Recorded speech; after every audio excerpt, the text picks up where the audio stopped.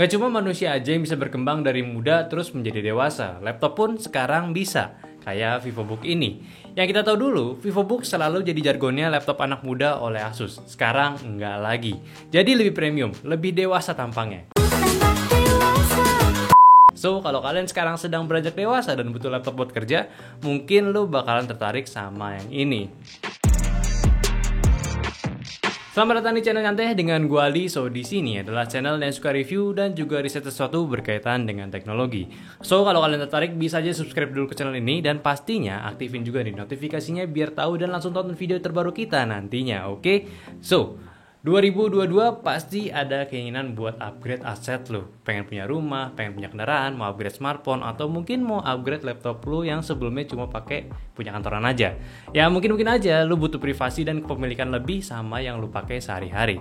Ya gue tahu setiap keinginan itu kan kelihatan mudah gitu selama lo punya uang. Kita bisa aja gitu langsung beli. Tapi bakalan lebih sulit ketika kita mencari tahu lebih dalam untuk maksimalin uang kita buat beli barangnya yang sesuai dengan kebutuhan kita. Nah di sini Asus memberikan solusi yang menarik banget. Asus VivoBook Pro 14 OLED ini bisa jadi teman produktif lu sekaligus teman hiburan lu di sela penat 24 jam kerja terus-menerus. Nah, kenapa semenarik itu nih? Pertama, dari layarnya ini sangat bisa meracuni lu dengan panel OLED yang sudah Pantone validated sehingga akurasi warna 100% DCI P3-nya tuh bener-bener imersif. True Black-nya tuh cakep, kontras warnanya juga oke. Resolusinya juga di 2,8K 16:10, bener-bener tajam dan luas daripada yang biasanya. Buat yang mana dipakai, udah enak juga, udah 90Hz refresh rate-nya, jadi lebih smooth sama pula terdapat fitur eye care untuk meminimalisir mata cepat lelah dengan penggunaan low blue light yang sesuai standar. So, kalau lu tanya layar yang bisa dipakai apa aja, ya banyak. Buat nonton udah pasti asik, puas banget. Dipakai kerja office, rasio layar yang lebih luas itu bisa memberikan space kerja yang lebih besar, dan tentunya buat kalian yang kreatif pun bisa ngedesain dan ngedit konten digitalnya tanpa takut warnanya tuh bakalan nggak sesuai lagi. Terus dari segi fisiknya sudah diberikan desain bezel tipis sehingga lebih modern dan udah nggak kayak laptop jadul biasanya. Paling di sisi bawahnya agak tebal sedikit, cuma menurut gue sih masih di ukuran yang aman untuk posisi tulisan Asus VivoBook-nya. Next, webcam punya posisi di atas layar dengan mekanisme penutupnya, jadi bisa di cover secara instan. Lalu untuk speknya sendiri ya masih di 720p dengan kualitas yang aman buat dipakai video conference. Dan gak hanya ngemanjain mata aja, di VivoBook ini bisa ngemanjain jari-jari lu dari keyboard dan touchpad-nya. Pertama, dari feel tactile keyboardnya ini cukup on point, gak musi. Layout minimal tanpa numpad juga sudah cukup walaupun untuk ukuran arrow-nya terbilang kecil. Lalu di sisi kanan atas juga terdapat tombol power sekaligus fingerprint scanner yang didesain berbeda sehingga gak mudah kesengaja kepencet. Ya asik lah, walaupun di sisi keyboardnya ini agak sedikit melewat ketika ditekan. Tapi di penggunaan standar sih ya aman banget. Lalu untuk touchpadnya punya ukuran yang super besar dengan finishing yang lembut banget buat jari lu nggak bakalan seret lagi ketika dipakai touchpadnya. Ya sebetulnya dari opini gue sendiri nih ya, gue sebenarnya agak masalah nih, nggak ada masalah maksudnya dengan keduanya ini, satisfying lah. Tapi kombonya itu agak kurang nyambung sedikit sih. Yang satu lembut, yang satu kayak pakai tactile gitu. Harusnya tuh dibuat ala Surface Switch gitu, yang less tactile bakalan lebih cocok gitu disandingkan dengan touchpad lembutnya ini. Smooth dengan smooth gitu, bukan smooth dengan tactile. Ya, tapi ya sekali lagi ini keinginan gue aja. Yang udah aja masih enak kayak yang udah ada gitu. Ya tapi ya komplain aja. Tapi satu hal nih, kalau lu lihat dari lebih dekat lagi si touchpad ini kelihatan gap yang ganggu mata gue tiap ngekliknya. Ya OCD aja lah. Next on design, kayak gue mention di awal, ini udah nggak kayak anak muda lagi gitu. Ya masih bisa, cuma lebih cocok buat jadi starter kit lo saat lo mau produktif gitu. Tampangnya pun udah profesional. Finishnya ala laptop 20-30 jutaan juga. Bodinya full aluminium, paling yang gue agak kurang suka di sini yaitu di bagian belakangnya. Si logonya ini dibuat kayak nonjol gitu. Better dibuat rata, kayaknya bakal lebih bagus harusnya. Terus di bagian durabilitas aman banget, displaynya pun tergolong nggak letoy dan hintsnya sendiri bisa dibuka dengan satu jari aja. Lalu portnya juga komplit, di sisi kiri ada 2 USB-A dengan indikator LED-nya, di kanan ada DC portnya, terus satu USB-A 3.2 Gen 1, HDMI 1.4, USB-C Thunderbolt 4, micro SD slot dan audio jack combo komplit. So, untuk desain keseluruhan menurut gua VivoBook Pro 14 OLED ini cukup bisa membawa nuansa baru dari lini Vivo VivoBook yang sebelumnya cuma cocok buat di kalangan anak muda aja.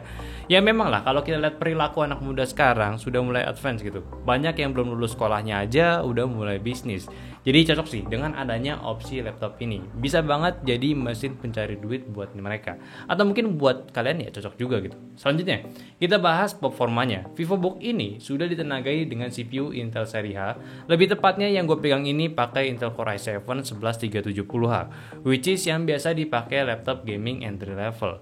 Punya 4 core 8 thread dengan TDP irit di 35-45 watt. Grafisnya ada Intel Iris Xe 96EU sebagai integratednya dan discrete-nya Nvidia GeForce GTX 1650 sebagai tenaga utamanya.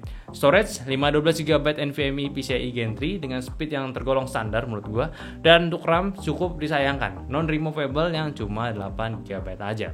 Ya sayang sih sebenarnya. Jadi sebelum lu beli tuh mesti bener-bener perlu diperhatikan. Lu butuh yang gede atau enggak nih RAM-nya. Dan nanti gue juga bakal jelasin juga nih soal line up laptop ini di akhir video. Jadi kalian stay tune aja, oke? Next, lanjut lagi bahas soal performa. Menurut gue laptop ini asik banget sih. Dengan tenaga CPU Intel seri H sangat bisa dimaksimalkan untuk workflow yang sedikit berat. Di testing sintetisnya sendiri, Cinebench R15 bisa dapat di angka 1042 multinya dan 229 singlenya. Terus untuk Cinebench R23 dapat di angka 6084 multinya dan 1385 singlenya. CPU ini sebetulnya unik ya. Desainnya itu buat laptop gaming awalnya. Padahal ini versi upgrade dari 1165G7-nya. Yang mana lu dapat improve performance dari single channelnya itu yang cukup tinggi. Jadi kalau kita bandingin dengan testing Zephyrus M16 gua lalu, multinya ini beda jauh sih. Namun singlenya itu bisa dapat performa yang sama. Next lah, sedikit info juga buat kalian yang pengguna single core software.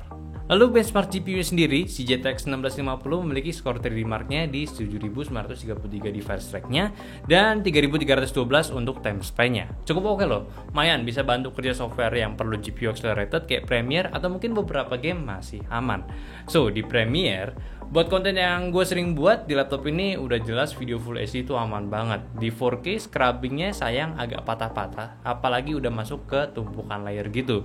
Jadi seenggaknya untuk nyusun video terus kasih lagu sih aman lah untuk 4K. Tapi kalau bener-bener pengen ya gue saranin lu ambil versi yang 16GB RAM-nya aja biar lebih maksimal. Karena untuk kapasitas 4K sendiri, sweet spot itu di RAM 16GB.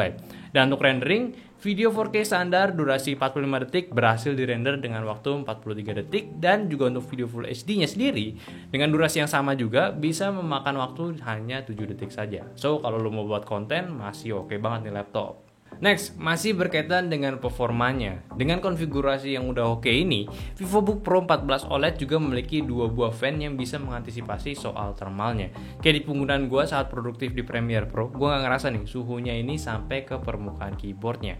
Walaupun saat di tes stress AIDA sendiri, itu bisa mencapai 84 derajat Celcius.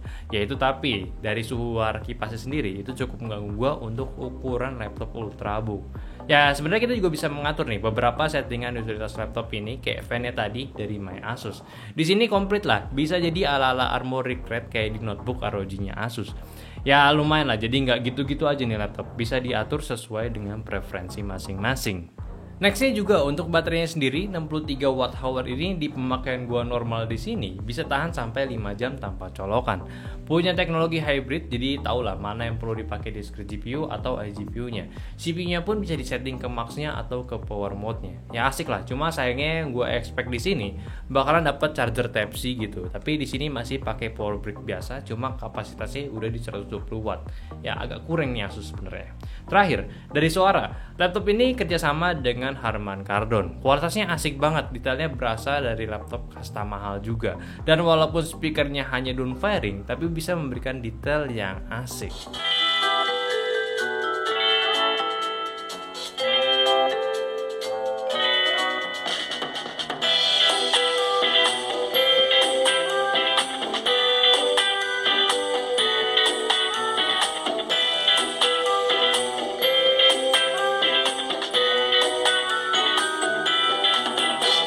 So kesimpulan, Asus VivoBook Pro 14 OLED memang bisa lah buat jadi starter kit laptop kalian yang udah beranjak dewasa, yang udah mulai kerja gitu. Laptop ini sangat bisa diandalkan kayak buat kantoran atau sekedar content creator freelancer, itu aman banget. Spesifikasi yang diberikan juga nggak nanggung, lumayan bisa dipakai 2-3 tahun ke depan. Cuma yang perlu diperhatikan lagi ya sesuai kebutuhan dan sekalian juga nih soal harganya. Laptop yang gue pegang ini punya SKU i7 ya, itu ada harga di 16,3 jutaan. Terus ada beberapa SKU lainnya yang di i5-nya contohnya di sekitaran 14 juta juga. Atau mungkin lu bisa aja nih pengen size yang laptop itu lebih besar, ada VivoBook Pro 15 dan 16 inci, konfigurasinya ada yang sama atau ada yang pakai si RTX 3050 dan RAM-nya 16GB juga ada. Atau mungkin lu bisa nih cek versi Pro X14-nya gitu ya, Pro 14X-nya buat dapat fitur mewahnya lagi. Tapi ya ingat, jangan asal pengen yang mahal, cocokin aja kebutuhan lu juga, atau enggak cek aja link di bawah gue udah kasih untuk setiap speknya. Oke, mungkin itu aja video pembahasan gua dari Asus VivoBook Pro 14 OLED. Kalau kalian tertarik bisa juga cek produknya, link di bawah. Sekali lagi ngomong, link di bawah itu untuk pembelian atau enggak informasi tentang laptopnya. Dan semoga bisa memberikan pencerahan buat kalian yang memang lagi nyari sebuah laptop buat produktif dari video gua kali ini. Komen pendapatnya juga di bawah, dan seperti biasa share videonya ini ke teman-teman kalian yang lagi butuh racunnya juga. Dan yang terpenting, ya aktifin notifikasinya dulu, sama follow juga sosial media kita di Instagram nyandoteh, dan follow IG pribadi gue di Aldian WTS. Join juga Discord kita yang linknya di deskripsi. So sampai jumpa di video nyantai selanjutnya. Bye bye.